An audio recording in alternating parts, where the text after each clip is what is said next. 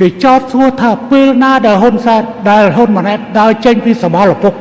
ឬសមរគណៈបព្វជិជនវាមិនអាចទៅរួចទេហ៊ុនម៉ាណែតឬក៏ឧបនាយករដ្ឋមន្ត្រីដែលអង្គុយនៅនេះ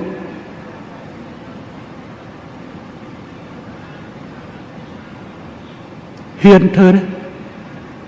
ជាមួយនឹងឪពុករបស់ខ្លួនដែលកំពុងអង្គុយទៅនេះ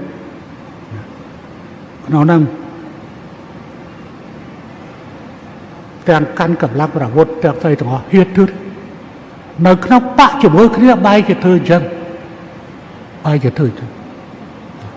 ខ្ញុំមិនជ្រៀតជ្រែកកិច្ចការផ្ទៃក្នុងរបស់ហ្វីលីពីនទេក៏ប៉ុន្តែសម្រាប់កម្ពុជា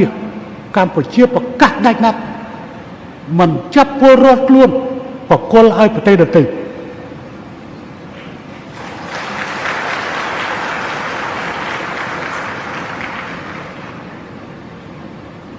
នេះវាជារឿងមួយហើយរដ្ឋធម្មនុញ្ញហាមឃាត់ដកសញ្ជាតិហាមឃាត់ការចាប់ពលរដ្ឋខ្មែរបញ្ជូនទៅបរទេស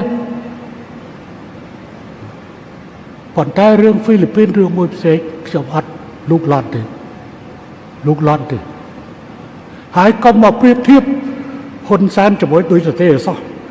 កុំមកប្រៀបធៀបហើយក៏ងើបសូមប្រាប់ឲ្យយុទ្ធសាស្ត្រងើបមួយវាយមួយនៅបន្តអត់ដកថយទេ